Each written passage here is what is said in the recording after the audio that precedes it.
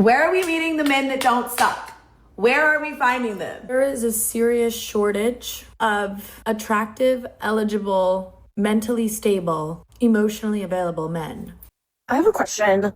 Where are all the good men at? Okay, fine. Let's do it.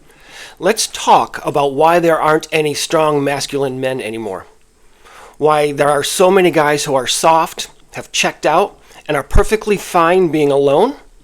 Because women love to point fingers at the young men themselves, but what I'm about to break down indicates that it's anything but these former boys just being stupid and lazy. This 3-part series is here to help you respond to those women and to prepare you to give them the truth. That the answer to their very own question, it's necessary to go to the source. More specifically, to the mothers who raised the men that they're now criticizing online. And the boy mom meme that turned boys into a culture of men that today's women despise. In this series, I'm breaking down the boy mom phenomenon into 3 parts. First, how the boy mom trend blew up and became a cultural pivot point. Second, the psychology of women who turn their sons into emotional partners and non-consenting content props. And third, the hard truth that millennial women do not want to face. Who's really to blame for the lack of what they believe to be real men? So this topic comes from a subscriber, so I want to say thank you to everyone who has subscribed and who supports my content. Thank you very much for being here. You may have seen the hashtags and moms calling their young sons their little king. Sometimes it's maybe their future husband or their whole world. Maybe it was cute at first or even wholesome and somewhat adorable online until we stop and think about what all of that really has been done to boys and how everything has been portrayed. Behind the humor and the TikTok dances, boy mom is not just a playful label. It's a trend that started small, then blew up online, and turned into cultural degradation that shapes boys before they even get a chance to become men. Here's how it happened. Back in the early 2010s, boy mom was mostly harmless as it simply showed moms taking care of their sons day to day. It slowly popped up on parenting blogs and forums, which is pretty much just shorthand for single and overbearing moms who only had sons. Perhaps for them it was a way to connect. Right? They would say things like, "My house is full of Legos." They would talk about fart jokes and nonstop chaos. No one at that time thought much of it, and again, it was not that big of a deal in its origination. By the mid-2010s, Instagram moms with no real social circles were filling feeds with pictures of messy bedrooms, soccer games, and selfies with captions like, "This is my life with boys." By then, it was becoming women's identity with a little bit of humor, they thought, and it felt somewhat relatable even after it got going for a while.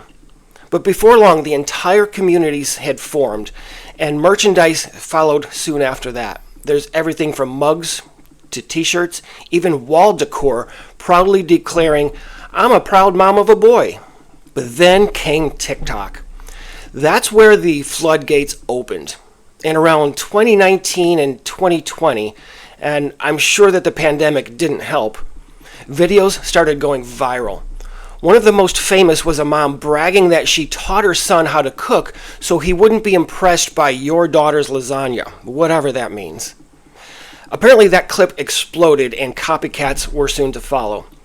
Suddenly every scroll was another mom turning her son into a punchline, or worse, a little partner. By 2024, the hashtag BoyMom had over 30 billion views.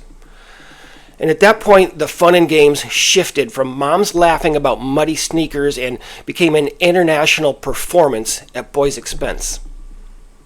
And the performance got exaggerated because that's the content that feeds algorithms and single moms' sense of belonging. Instead of saying more innocent things like, "Raising boys is wild," it turned into, "My son is my whole world and no girl will ever measure up to him."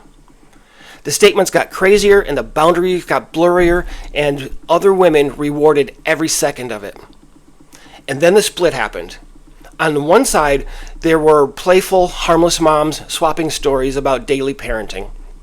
On the other side were the ones building their actual identity around elevating their sons into little kings, little protectors, and someone's future husband. And that's when the lasting damage really started. Because by that point, it was no longer just a trend. It began shaping how boys see themselves, how they learn what other people think of them, and how they'd show up years later as men that women today despise. Fortunately, some psychologists, journals, and parents have started calling this out, with some saying that it reinforces toxic cliches like boys will be boys, which ignores bad parenting behaviors instead of teaching boys how to be leaders. Others point out the unhealthy language wherein moms act like girlfriends or spouses, creating a dynamic that in a lot of times seems more like romantic substitution than actual parenting. And the sons caught up in that role, they're the ones paying for it today. So part one here is the story of how a hashtag grew into women's identity and how that identity in turn cultivated an entire cultural pivot. It's the script that billions of people have watched, liked, and shared without asking what it's really doing to boys. So if moms are proudly turning their sons into partners instead of preparing them for manhood, the next question is, what type of sick person would do that to their young, unassuming son? And that's what I'll answer in part two, so stick with me.